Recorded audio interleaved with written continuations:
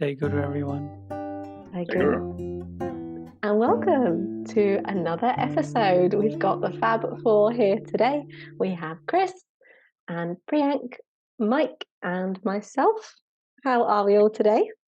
Very good, thank you. I'm glad you said Fab Four. Before you said three, and then I was like, what about you? Well, I don't know what to say about that. So we're carrying on from last week. We had Mukunda going to visit the scientist in his house, and they had a conversation, and this is carrying on from that. So he goes on to tell Mukunda that the telltale charts of his crescograph, that's quite hard to say, and there's a footnote for crescograph, and it said that the word is actually from the Latin root cresco, to increase, and that Bose was actually knighted in 1917 for his crescograph and other inventions, which is quite interesting. Yeah, and he's saying that it's basically the charts from that crescograph are evidence for the most skeptical. I love this because it really gives the reader that firm foundation, doesn't it, of evidence. And I'm really curious for you guys, do you like to see evidence before you believe something to be true? Or do you like to experience something? Or are you happy to believe something initially and then try and find the evidence? Very much a evidence-based, evidence-first approach. I'm shocked. What about you, Chris? I think in the path of yoga, there's a strong argument to say you are inevitably going to be leading through your own experience. So you're not going to sit there and say, no, I need some scientific consensus as to why I should be looking at the point between the eyebrows. I think we just learn this through experience. And I think it's one of the more profound things that keeps me at least on the path, because you have these, little inclinations of the truth and through your own experience. Like, I don't need to tell science. I don't need science to tell me that I could breathe. Breathe deeply is good for my body. Yogananda talks about it. Breathing deeply.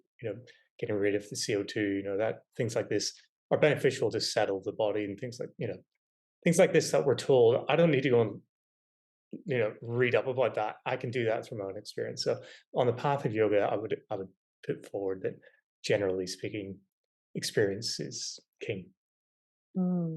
What about you, Mike? I don't know. I mean, there is experience, but I think experience is traditionally the slowest way of learning, right? So that way you would have to experience everything before you can know everything, right? And then there is intuitive conception or learning from a guru that also has its place, but it takes trust, and it takes like an open mind in that sense, and you also need to know what your sources are, right? You need to have that source that you feel comfortable with, and yeah, but of course experience is the easiest one. If I experience something, I can't deny it anymore afterwards, obviously. I think Yogananda talks about the difference between the use of the intellect and intuition, and how powerful the use of intuition is, especially on our path. And he talks about it. I don't know if I'm sort of muddling a couple of things here, but correct me if I'm. His ability to interpret truth through his intuition being very powerful, and that's a gift that was given to him by Sri Yukteswar. And that's how he's able to interpret so many truths about reality. And primarily when I'm thinking about this, I'm thinking about the Bhagavad Gita and his commentary on that. He's expounding truths through his intuition. So he's not sitting there doing the research on it.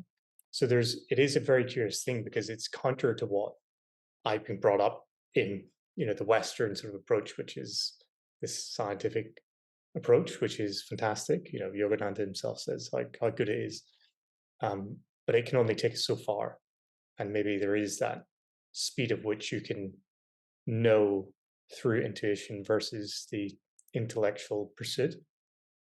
I don't know. It is interesting, but you know, the likes of Einstein and, you know, great intellectuals that can pierce the veil of reality using their minds and then following up with science is very powerful as well, right? That's one path of yoga to develop that aspect of it as well. But yeah. Yeah, I think we also have the answer to that a little bit later, a couple of pages on, because when he was essentially saying that metals and plants and animals are all subject to the same phenomena of reaction. Apparently, the Royal Society, he says later in this chapter, really rejected this, and he said that they said that he said that an unconscious theological bias was present in them, essentially, which confounds ignorance with faith. So, and then he says, in reference to that, he says, it is often forgotten that he who surrounds us with this ever-evolving mystery of creation has also implanted in us the desire to question and understand. So he's kind of suggesting that leave very little to, well, this is Bose speaking, leave very little to faith and use your God-given ability to question, reason, and understand.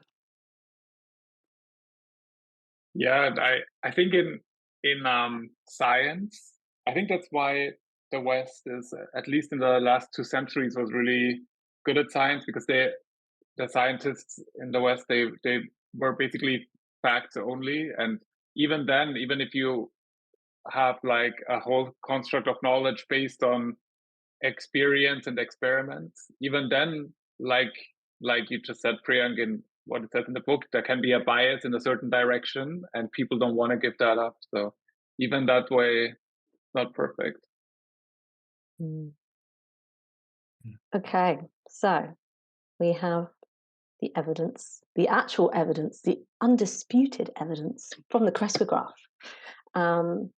And what is the evidence, Priyank? If you could read it out, please. Sure. The evidence is that plants have a sensitive nervous system and a varied emotional life.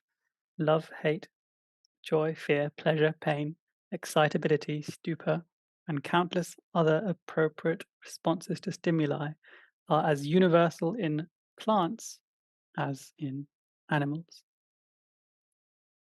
Amazing, isn't it, Chris? Whenever I first read this, it had like this big question mark to my mind as to what exactly means by this, because we know karmically eating an animal like a mammal is different to eating plant life because of the complexity of the the organs and everything that it has, and its ability to feel is for me, I thought that I interpreted it as this, that you're doing more damage to more complex life, you're kind of incurring that. So I kind of thought to myself, well, is it meaning that it's as complex as that, where it's suggesting like love, hate, fear, joy? To me, that's very advanced states. So how should I interpret this whenever I read it? Because it initially confused me, I'll be honest. I don't know how you should separate it. I was going to make a separate point. Actually, let us answer your question. I interpreted it as including all of those elements. You said, I love, hate, joy, fear, pleasure, pain. And I think that when we read them in English, they're just words. But on the energy level, there's something obviously much more profound than in words such as love and hate. So on an energy level, and that's essentially what he's measuring, isn't it? So he's not measuring it based on our appreciation of the word love. He's measuring it on, he's kind of calculating that love to something that's like a reaction, and whether it's a positive or a negative or a stagnation type reaction. And he's like making a formula for all these words that we use. Don't know if that helps at all. But the point, trying to quantify something that's almost unquantifiable. But well, for you, this is both. This is Jagdish Chandra both. But the other thing I was going to say was, unless Mike, you want to come in on that before I make another. No, go for it. Go for it. Yeah. I'm going a different place. So. Yeah, maybe I'm going to the same place. See, the skeptical. I was going to make a point about the skepticism that he experienced, and I mentioned the Royal Society was skeptic. He mentions their skepticism later in this book, and he obviously, when he was hypothesizing and then therefore proving all these things, they were still skeptical, and that skepticism back in those days is, you might say, understandable because it's all very, very new. The sentientness of plants, and also that's something that's very much accepted now. But he's also saying it applies to inert matter as well, which is mind blowing. And so that skeptical approach. You'd think it's like, for those things, you'd think it's gone down right now. But I think what's happened is that it's just become nuanced. So here they skeptically believed these things, right? They skeptically analyzed them with very critical lenses. Now, if you say, people understand that, animals feel pain and they love and all those things that, we in India is known about since before time. But now, like, for example, if you say to someone, "Oh, don't kill an animal," we should be vegetarian, ahimsa, then now they'll use this same concept that plants feel pain against you. They'll say, "Oh, well, plants also feel pain, so maybe you shouldn't eat at all." One way or the other, you're suffering. So I feel this like skeptical attitude that society has to these profound concepts is just carried on, even though our understanding has grown. The skepticism is still there, and they're not like imbibing these truths, most people. That's so interesting. That invoked a few thoughts now. Like, when you eat the fruit of a plant, is that better than eating like the stem of the plant because you're not killing the plant? Yes, the other day my wife and I were fruit picking down near my house, Mary Hill and Mike, the fruit farm near my house, and I was up the tree picking the fruits, and she's not such a good tree climber, so she was at the bottom, but she really wanted to pick the fruit. Her desire must have been so strong because as she was, and this tree probably only had 4 fruits because they were all like ripe and fallen. So as she was thinking and saying these things, one miraculously fell pretty much into her lap. And I was like, wow, God is really on your side. But then I was thinking, this is like the ultimate in like no ahimsa, because no damage whatsoever was done to the. There's no picking, no cutting of the stem, as you say, Mike. She literally just wanted some fruit, and it manifested in the best way through wind. One aspect I really liked about this was that plants are alive and they're like living beings. And I feel that sometimes, like I have like 2 plants here, not a lot, in my apartment. And I sometimes feel like they're like a presence in my apartment. I sometimes I go over there and I feel like there's someone there. And I don't know if you guys ever felt that with plants, but that kind of confirms it, right? That there is actually life in there. And the fact that this even counts for all kinds of materials and things, that changes the whole idea of like being on this planet. You're actually surrounded by life wherever you look, right? I really appreciated this one, Chris, when you were at my house recently, and you gave me some of your probiotic bacteria, and you insisted that I name my batch of probiotics. Is it still alive? It's pretty dormant right now. I've been trying to keep it alive, but it's pretty dormant. It is alive, yeah. So anyway, Chris called his bacteria was Steve, and he halved it and gave me a child, you might say, and I called it Sanjeev. Stephen Steve, going strong.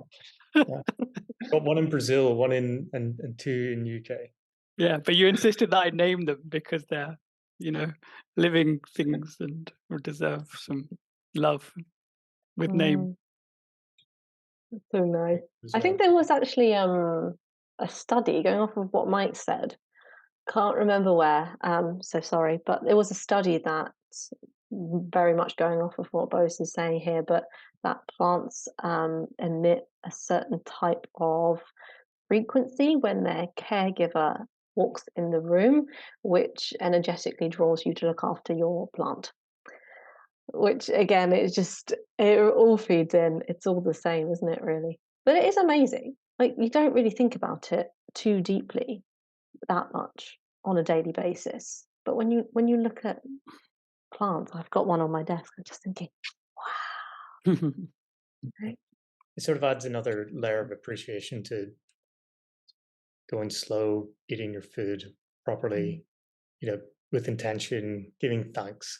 Because so often I would begin eating, I'm halfway through and then I go, oh, I didn't stop to, give thanks to the food, and just kind of scoffing it down, eating it hurriedly, or something like that. But there is life giving itself, up for you, to become something greater. And so when I read this, I do think of that, like, gosh, I should really slow down a bit more and give thanks to everything that I consume. Yeah. Another thing I found really interesting in what he said is when he was talking about like love and hate, he said countless other appropriate responses to stimuli are as universal in plants as in animals. And I wanted to hone in on this to stimuli point, because he's not saying here that there was evidence that plants feel love, hate, and joy as just as they are. It's when a stimulus comes in, they respond. And then I started thinking about, us as souls, and the difference between the two. Do we feel certain feelings or a state of being without stimuli? And I just wondered how you all felt about it. You had any thoughts, feelings? The stimuli that we encounter and that we're responding to is pretty much the whole of life, isn't it? As the most evolved life form, and the most suitable to approach God and to understand God, we're able to respond to probably the most subtlest of stimuli, and the whole of life probably unravels when we're responding to that stimuli in the highest possible way. So every interaction, be it with plants or humans or in meditation with God and peace, I think they're all stimuli, and we're all responding to it in one way or the other. I think that's also a reason for us to always be in a happy place ourselves and always exude positive energy, because I feel like everything around us will feel that energy and everything will work out better for us. We want the plants around us to cooperate with us, and we want all the materials and everything, right? I think the whole universe works a bit like that. Yeah. And also I feel like particularly when we meditate, although that's a stimuli in a sense, when you feel your being as joy or bliss or peace, whatever that is for you, what is the stimuli then? Is there one? And then that makes me think, well, is that potentially what makes us different to, say, this plant that's on my desk? The plant needs the stimuli, but do I? Does the human mind need a stimuli, but the soul doesn't? It's like a whole other minefield. We won't go too deep into it because we could be here discussing it all day. But Chris, what do you think? Well, Yogananda talks about soul, us having soul, and the different bodies that we have, the physical, the mental, that separates us from the other life on Earth, to not actually having a soul of sorts, that's revealed through our stillness, and that soul is a fraction of great spirit and God. Maybe if I'm not defining that properly, but that itself is ever bliss, ever new joy, as Yogananda describes it. So that in and of itself is being, and through our meditative states, we can actually experience that. So as far as I'm aware, the plant life doesn't actually have that fragment in it. It's not made in God's image as we are. So that's what, for me, would be the differential. Really interesting question, Lauren. But Guruji teaches us that God is peace, God is love, God is joy. So that means that when we feel peace, love, and joy in our meditation, or even outside of our meditation, it's just that it was there, but we were just not connected to it. So the stimuli was there. It's just that we had shroud covering over us, and the meditation or whatever other activity you're doing has allowed you to remove that shroud and respond to that stimuli and be one with it, as it were. Guruji says that often, right? That we're like the mind is like a radio, and you have to tune in the radio to the right frequency. And I think it's like Priyank said, the peace is always there, and if you want to feel it, you just have to tune your mind into those higher energies, and then they come down on you. Yeah, very well put. Very well put.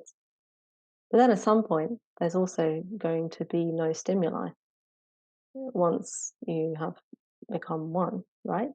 Well, all the stimuli are within your comprehension. Well, yeah. All the stimuli. Yeah. It's a whole deep topic, isn't it? I feel like we could do a whole podcast just on this, but we won't. What is stimuli? Anyway, we'll carry on before we get too deep in discussion.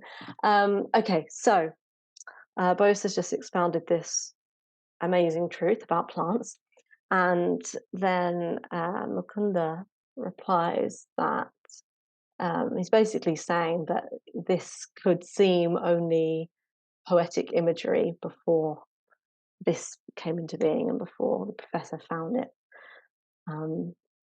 And then he goes on to say that he knew a saint that would never pluck the rose bush,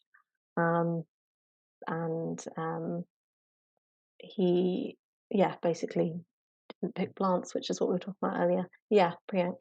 Yeah, this poetic imagery is a good word that Guruji or Mukunda uses in this, because everything we talked about was really deep philosophy, wasn't it? And in science terms, you can't be woolly with your words. Whereas he's saying that if Jagadish Chandra Bose wasn't here and doing all these things, then it would just only be poetic imagery, as scripture often is. But he's actually deducing that poetry into actual equations. Yeah, because he says that when he was talking about the saint, he then goes on to say, the saint's words are literally verified by what you've discovered. So it makes me think, for what people have felt for so long, finally get some scientific proof. It's brilliant. And then Bose comes back with, the poet is intimate with truth, while the scientist approaches awkwardly. It feels very true, doesn't it? I feel like poets so often, like they have that heartfelt connection with the world, whereas sometimes science is like, oh, love, feel. What do you think, Mike? Yeah, it puts a really high status to a poet, right? Basically means you have to really know your stuff before you can write poetry about it. And I like that, especially when you are a spiritual poet and you take those universal truths and put them in a poem. Yeah, I guess a lot of them probably get their poems through intuition straight from the infinite source. Priyank? Yeah, poetry is often very difficult to grasp, isn't it? Probably as difficult to grasp as is God through words. But there's obviously some profoundness in there, like with the Kabir's poems, for example, where he talks about the wind, for example, the reverse wind that travels up the spine. And in Yogananda parlance, that's literally the Kundalini rising, isn't it, up through to the higher chakras. So I love the poetry that poets like Kabir use, but it's so difficult to. It's even more, I'd say, difficult to imbibe than Guruji's lessons on various things, where he puts it in the plain English of today, as opposed to where you have to infer a lot of things. Probably depends on your leaning, doesn't it?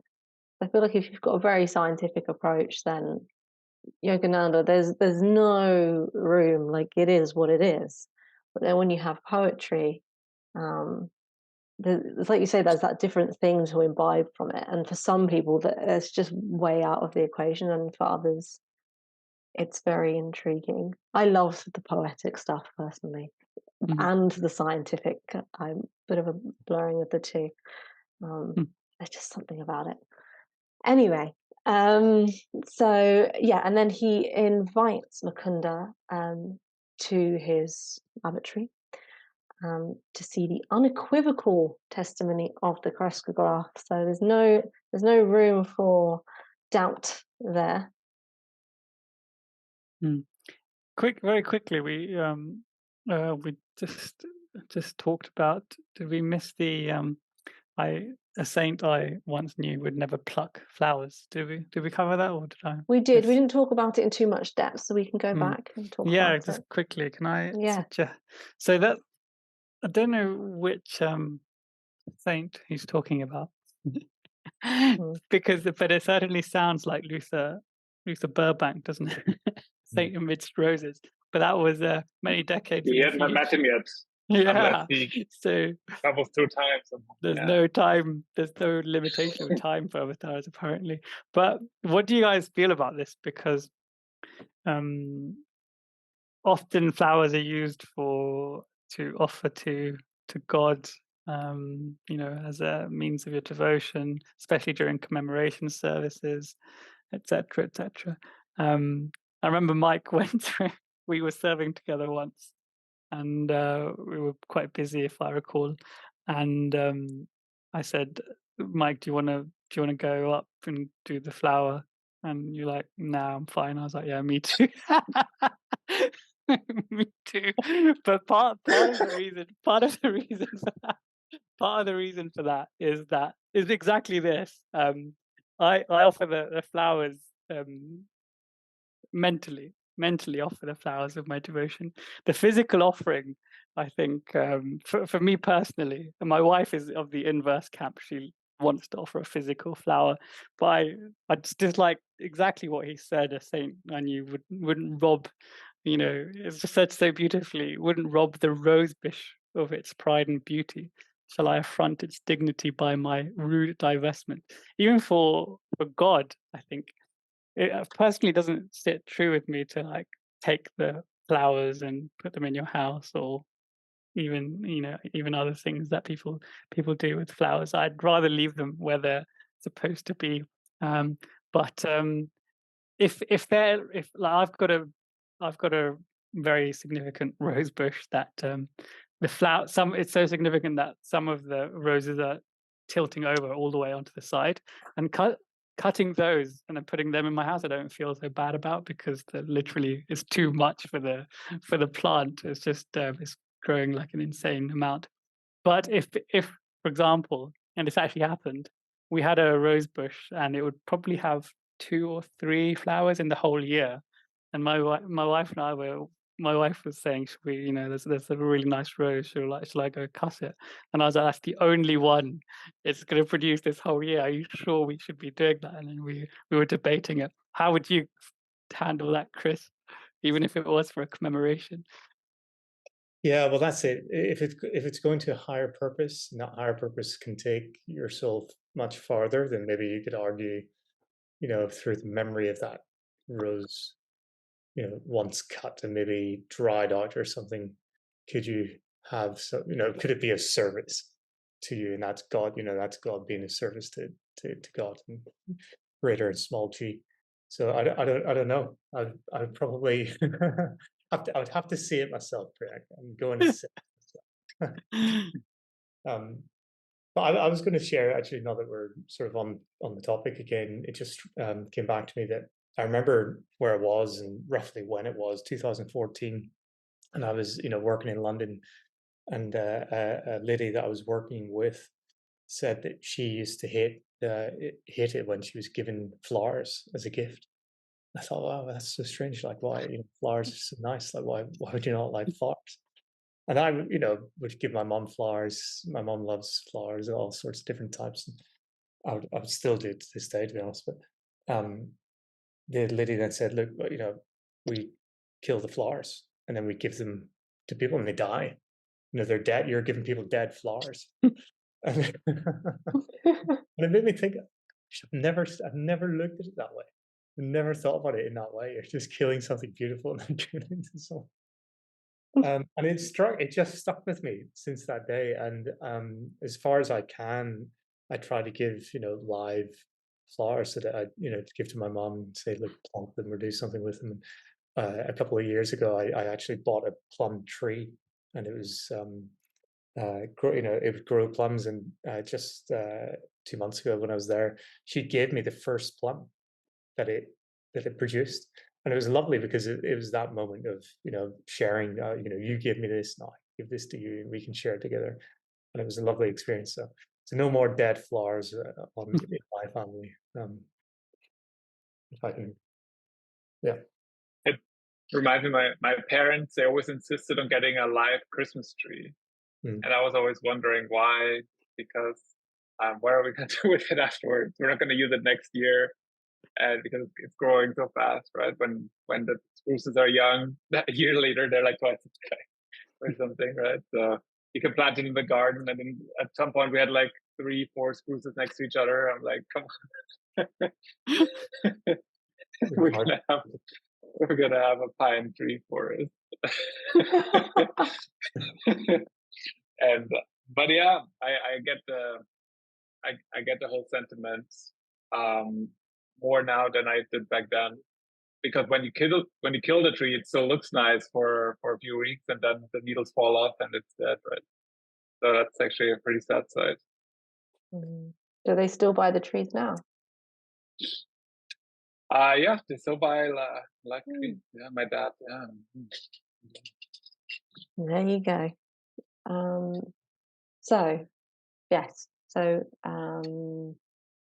yeah, they've talked about the plucking of flowers, and then he invites him to come to his lavatory, which he gratefully accepts.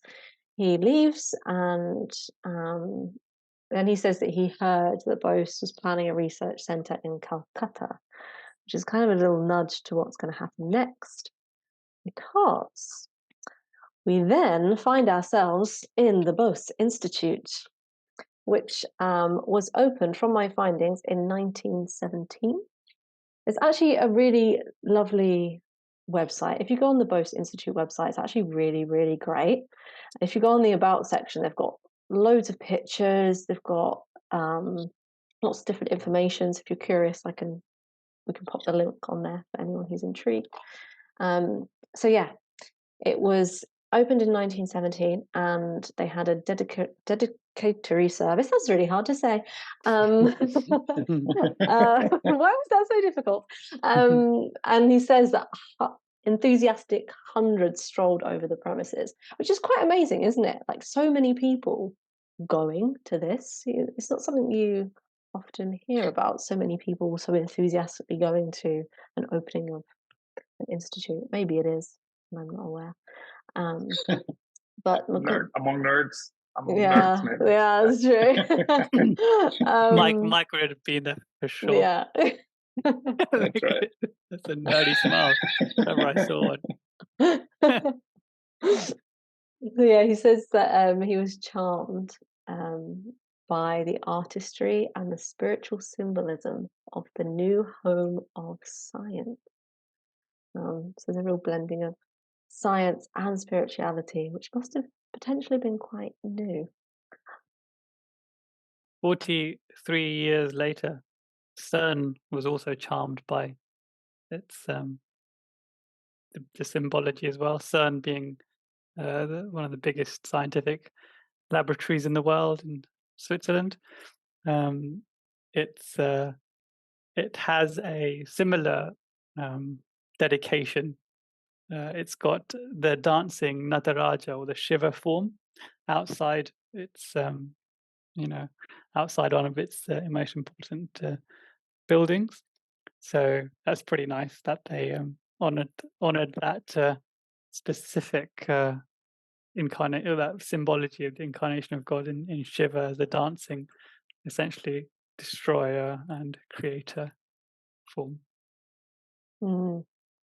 It's amazing, really, isn't it, when you think about it? Because for so long there's been such a seeming divide between religion and science, and I felt for so long that even before I discovered Guruji, or he came and let me know about him, that it was really the same, but coming from different points of understanding. They were both talking about the same thing, and I think it's really great to have like a physical representation of that. So you've got the relics outside of scientific institutions and things like that. It really blends in science and religion. Finally, I hope we see more of it. Which relics do you think were there? Do you think Nataraj was there? Any other maybe symbol of Om? Or India is very common to have Ganesh there, or maybe the wheel of Dharma. But the Nataraj form is impressive because in science it's like, well, for CERN they used it because it's the cosmic dance of subatomic particles. That's the representation of what Shiva is dancing on. So that's why they used it. But I wonder which we should look it up. What Bose, what symbolism relics are there. I might go there later this year, actually. Yeah, I was curious as well what it would be, but Guruji doesn't make any comments on it. One thing that it reminded me of a bit was back to the India moon landing. So that I read afterwards that the Prime Minister of India, he then named the point where the Indian probe was landing to Shiv Shakti Point on the moon, right? And that's like uses the name of Shiva, and it again, it's something. It's a religious. He names it to gives it a name with a religious etymology, right? Which is something that in the West nobody would ever do. Nobody would say, "Oh yeah, this is the Christ, the Almighty Point now," or something like that. But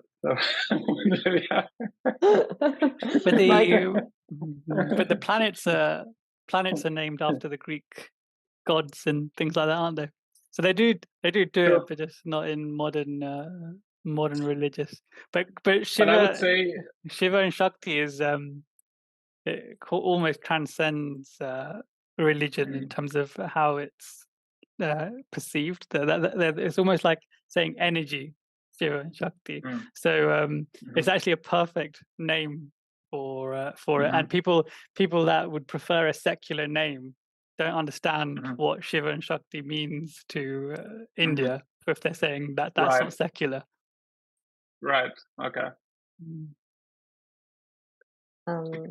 Yeah. Okay. We will then go on to know all about what the Bose Institute looked like and why Mukunda was so charmed about it. there's so much to delve into with this. It's such a little paragraph, but it's so lovely. So it says that its front gate had a centuried relic from a distant shrine. So automatically, when you think about it, when you go in, the first thing you enter through is something from a shrine from way back when.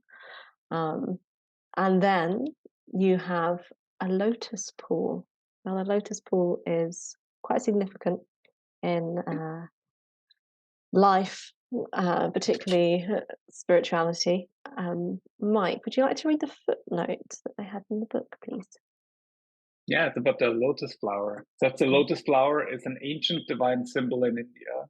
Its unfolding petals suggest the expansion of the soul, the growth of its pure beauty from the mud of its origin holds a benign spiritual promise. I like that. Yeah. So It's been used throughout many different. Chris is holding up. nice, Is that a cushion or a head? A neck cushion. With a meditation cushion. Oh, meditation cushion, is it? Yeah. Sure. With a lotus on it. Lovely. Can also use it as a neck cushion on a plane.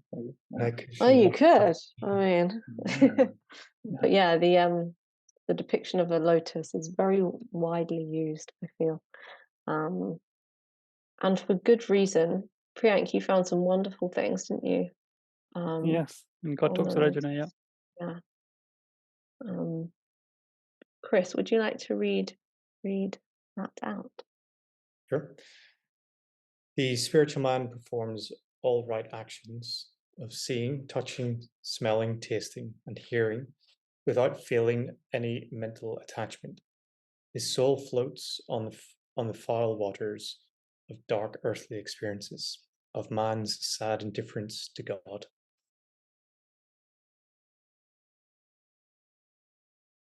Priya, do you remember what verse or chapter that was? Putting you on the spot now. No, I didn't quote it. I just looked for word search for lotus. Well, we can find it out, I'm sure. Did you also want to read out the other thing that so you found? those are a few different uses. So as we suggested earlier, it's like the filthiest spots the lotus grows out of, in a sense. And I've seen, and you'll see it on my Instagram as well. There's like a swamp and there's a lotus growing out of it. It's really nice. And my part of the India where my family's from. Anyway, so the other use and the most common use of it is this one. Chris, do you want to come in before I say that? I found it on Man's Eternal Quest, page 163. Whether that's where you got it from. No, I got it from God Talks to Arjuna, so he must use it. It's in there often. Yeah, so this is the second use of it. The second use is that, and I'm quoting, in the spiritually awakening devotee, the Kundalini force, which fed the body's external senses of perception and action, withdraws, dies, and flows up through each of the spinal centers until it reaches the highest center, the 1,000-petaled lotus of divine consciousness in the brain. In this process, the outer activity of expression of each chakra dies, that is, becomes spiritually transmuted into progressively higher states of consciousness. So, the 1,000-petaled lotus and the highest chakra, the Sahasrara chakra. Amazing, really, isn't it?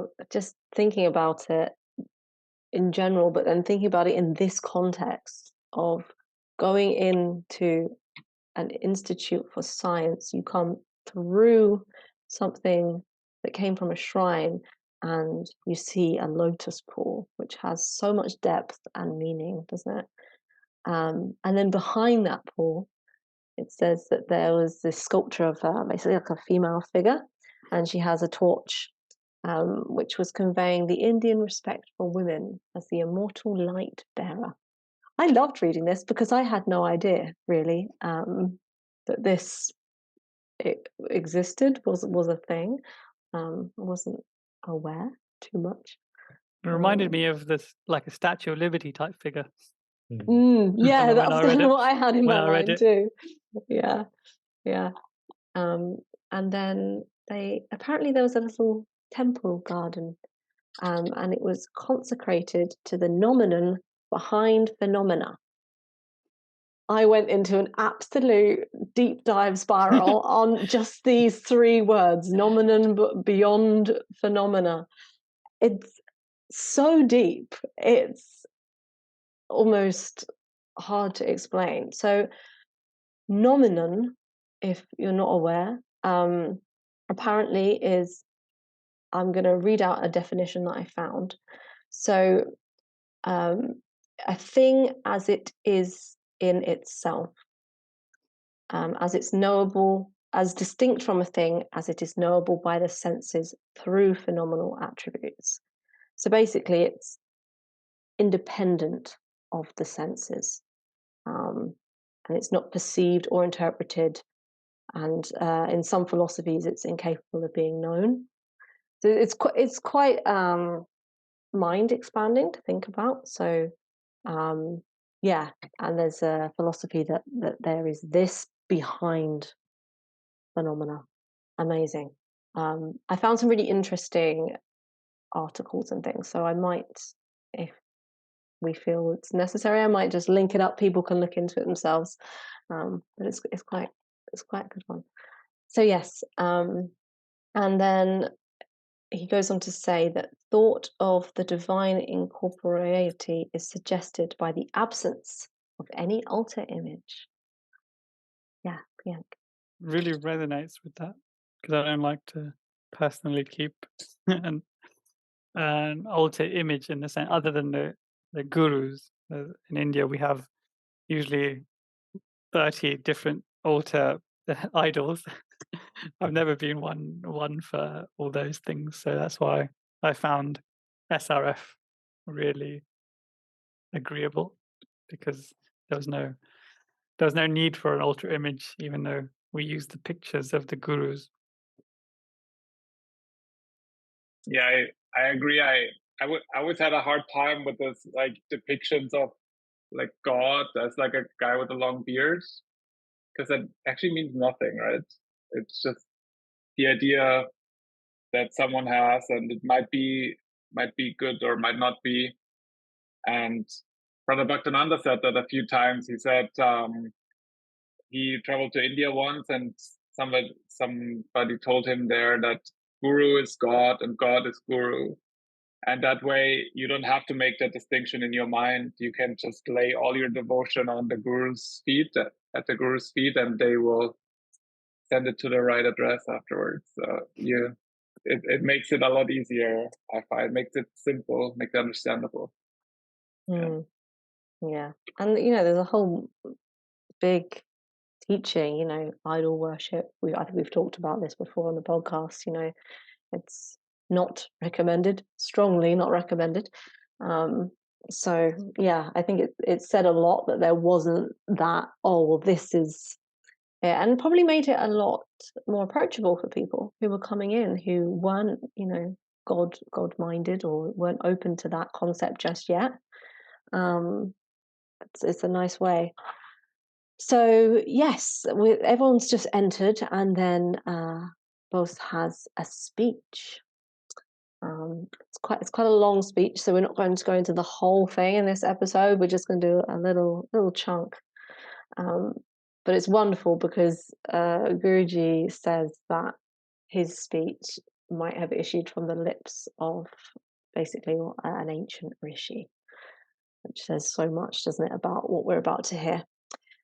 So, in the beginning, he says that he dedicates the Institute not just as a laboratory, but a temple, which is so telling, isn't it? Of it's not just a place. We're here to honor and respect, and come to some greater understanding. Scientologists would be proud of this, wouldn't they? Yeah. No, I don't know anything about Scientologists. I'm guessing they would like this. You're going to be targeted on for that. So yeah, and apparently his solemnity, stole over this crowded auditorium. And I just thought, oh, wow, so many people gathered in that one space. It's so crowded and you're about to hear something amazing. And he goes on to tell everyone and us as readers that he was led into this border region between physics and physiology. And instead of finding separation, he found that these borderlines vanished and there were points that emerged, a contact between the realms of the living and the non-living, which is that real unity of life, isn't it? Yeah, Chris. If you go onto the Bose Institute website, we can maybe include a link to it for people who do want to jump on and give it a read. There is another link that we can provide for this speech, and it's a 10-page. It's detailed in 10 pages. And can I just read out a little here? Just when you're talking to him, I'm reading a little bit. It's really true to what Guruji says. It could be, from the lips of a sage. He says, "The little that we can see is as nothing compared to the vastness of that which we cannot. Out of the very imperfection of his senses, man has built himself a raft of thought, by which he makes daring adventures on the great seas of the unknown. But there are other truths which will remain beyond even the supersensitive methods known to science. For this we require faith, tested not in a few years, but by an entire life. And a temple is erected as a fit memorial for the establishment of that truth for which faith was needed." Really nice. Goes on, it's 10 pages. So, anybody who wants to hear more of that, I would encourage you to read this whole speech that Guruji's taken excerpts from. It's slightly different understanding of science than we used to. It's not like you go out as the ego and explore. It's more like you get intuitive perceptions and then you prove them to be true afterwards. And oftentimes you have intuitive perceptions about things that are spiritual truth. Like, I feel like this is a very positive message that he sends, that there's life in all the materials and in everything. And in that sense, I feel like he's creating a lot of positivity in the understanding of life in general. And I feel like, this is maybe, I would call it maybe spiritual science, or maybe it's just the way science is supposed to be. Do you think there would have been meditation rooms? Mm. Do you think he would have accepted that as a, you're working? It was so hard to work there. But we've got a silent room. I rarely use it. So I should use it more. But I was thinking, like, I went to an ashram in India a few years ago, and I went into the office of the monks. The monks have got an office, open plan office, and their desks were all like knee-level desks, and so they were all of them were on the floor. So if they're working, they're sitting on the floor in like a meditation pose. And people that needed to move between desks, some of them had chairs, but like with wheels on them, but really look like, I don't know how the specially designed chairs, office chairs that like were literally low down. But it was a chair though. It was like a proper office chair, but like one that you can sit cross-legged on, that literally on the floor, and they could move around. And I saw some of them moving around. It was so cool. It's really good for posture. I think if you sit like that, it's like one of the worst things. If you spend too much time in an office, you get really bad lower back posture, upper back. So I guess sitting on the floor like that is great. You must have a really great spiritual reminder as well as, spiritualizing your actions. When you sit like that, you automatically feel a certain way. Locked. Well, I know I do. But what was that, Chris? Guruji I think, described it as locked in the last chapter. If you remember, he talked about the lotus posture would then lock the body, and they use that turn of phrase. So Yeah. If I was an employer, I would put like silent rooms or whatever you call them these days in my offices everywhere. I mean, maybe on some people you have to put a clock on them just to see that they don't spend all day there. But like getting this extra inspiration and inner peace can make you a much better employee, right, or worker or whatever you are. I would say it's a win-win. Frank, you mentioned about scientists and meditation, and is that work? It isn't too dissimilar if you go into like a laboratory where it's clinical and it's pretty silent, isn't it? There's dedicated focus time, and there's not like idle chatter, probably blaring music in the majority at least. But it did remind me of a time I've heard scientists in different parts of the planet, well before the internet age, working on a problem and discovering the problem at the same time, or realizing the problem at the same time. And they were saying, look, this is a phenomenon that occurs where it's time and space, I suppose, is all one. So people who are focused on a problem, they can come to it at the same time. And there's just on that note, I think there's studies about monkeys, teaching monkeys a certain tool in one island, and then on totally different islands at the same time, similar breed of monkeys, they discovered how to use these tools at the same time. So yeah, it's all interesting stuff we're yet to discover. Yeah. It's really fascinating, isn't it? But again, it just a random fox just ran across the street. Yeah, it just goes to show that it's all one, isn't it? There's unity in all matter, which is actually what Bose is saying here. He then goes on to say that he's talking about inorganic matter, and he basically says that it's a thrill under the action of multitudinous forces.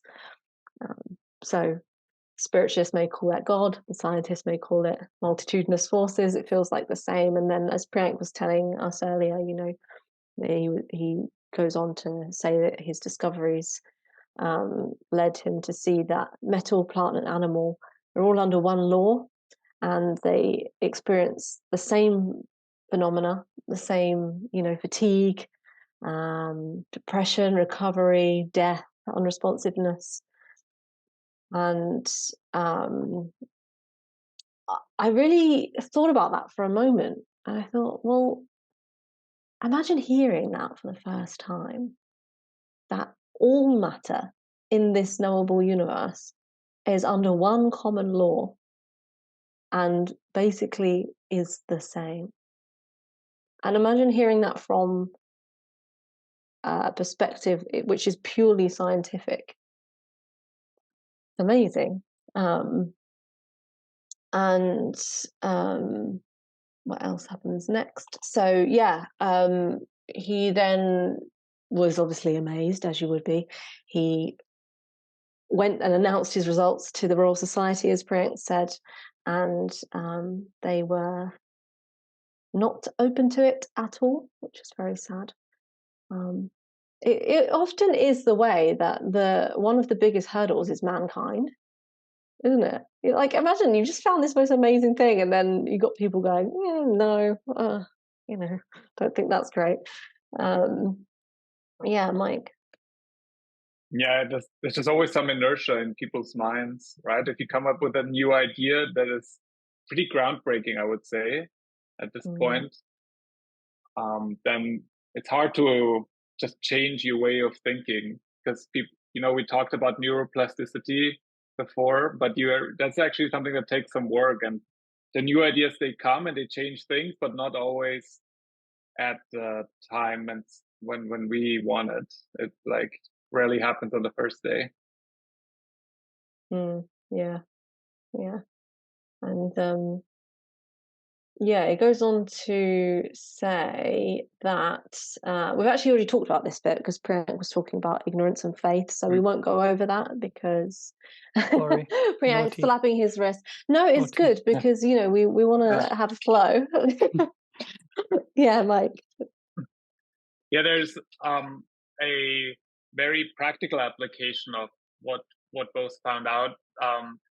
When you for example, air travel or undersea cables, material fatigue was something they came across there. And in the beginning, they didn't understand. They were saying we have those metals, and they should be able to bear those loads. But if you fly the plane too much, or if you have that cable under current constantly, the cable breaks pretty quickly.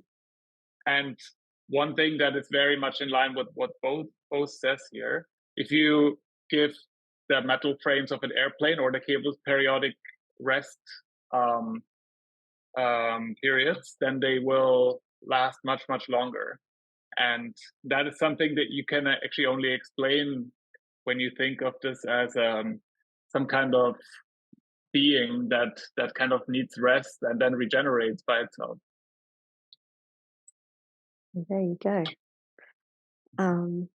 So yeah, he then goes on to say, I'm going to read this bit out actually because I feel like it's, yeah, I'm going to read it out. He says, through many years of miscomprehension from others, I came to know that the life of a devotee of science is inevitably filled with unending struggle. It is for him to cast his life as an ardent offering, regarding gain and loss, success and failure as one. And if you needed any evidence for why his speech sounded like an ancient rishi, I think that would be it. And it did really remind me of the Bhagavad Gita and the teachings from there, which we'll delve into in a little bit. But Priyank? Yeah, it's with words such as those, as you say, it's scripture, isn't it?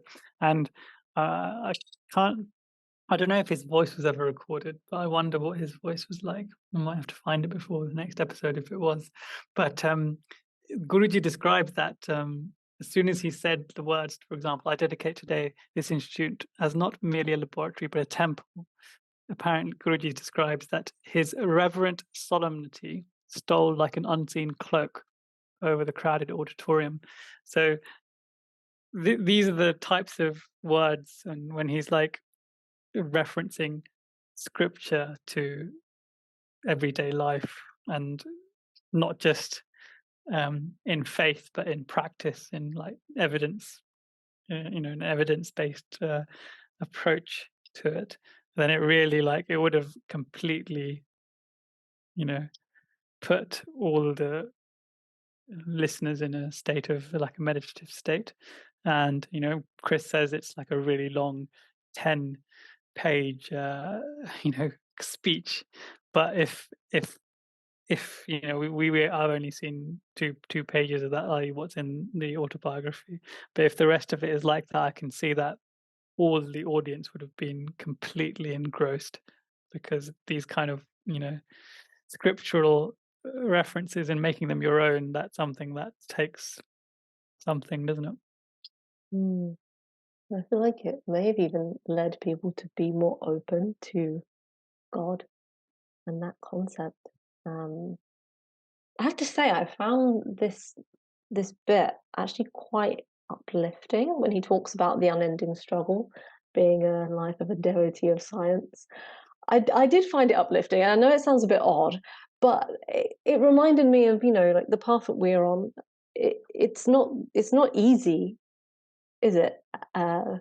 In a sense, there's much to overcome, and it reminds me that wherever we place our focus, we're going to come up with that struggle, but we just got to keep going, and we offer it instead, and it's all one anyway. So I'd love for us to read some of the Bhagavad Gita, because it's got a lot to say, especially with Guruji's commentary. There's one from chapter 2, which is verse 48. Chris, could you read that out first? Yes, I can.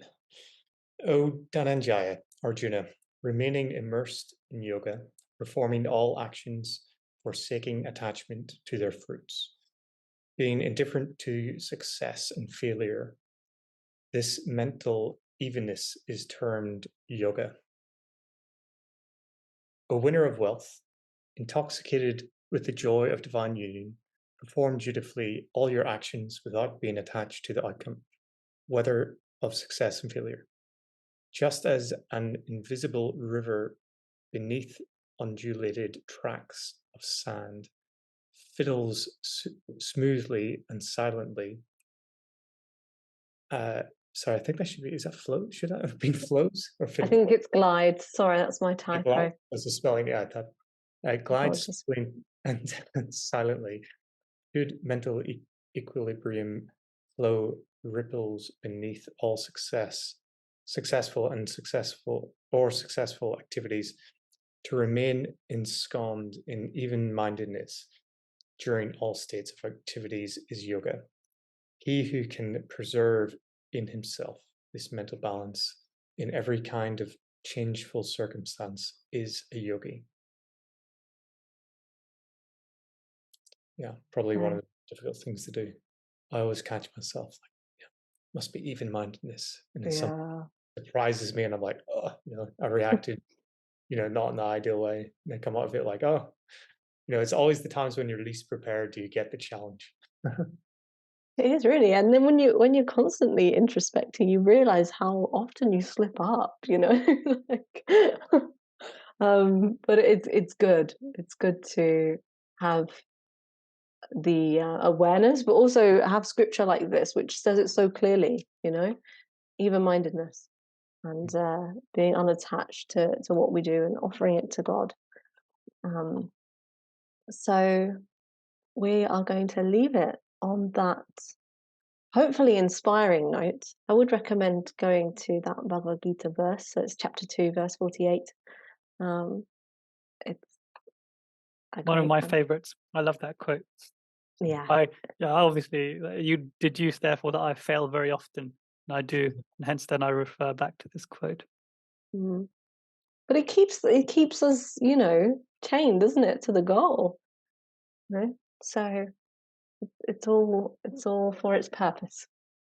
So yes, we will be back next week, and we'll continue on with Bose's speech and the rest of what he says. Does anyone have anything that they'd like to talk about before we go? I'm seeing some shaking heads. It's quite I don't think we'd spend so long on this when I was breaking this up, this chapter up. But yeah, there's so much in every single paragraph. In many ways, more than actually the previous paragraphs. Like I was gonna say, like when in the next chapter he meets Master Mahashaya in the chapter. What's it called? The Master Mahashaya chapter, the next chapter. And I was going to say this is where it gets serious now, guys. We're going to spend some significant energy working on this, but it seems to be come early, because this is really, really quite profound stuff, isn't it? Every paragraph is filled with Amrit, nectar. Yes, indeed. So keep drinking on the nectar, everybody, and we will see you next week. Thank you so much for joining us on this episode, and I'll meet with you all soon. Take care.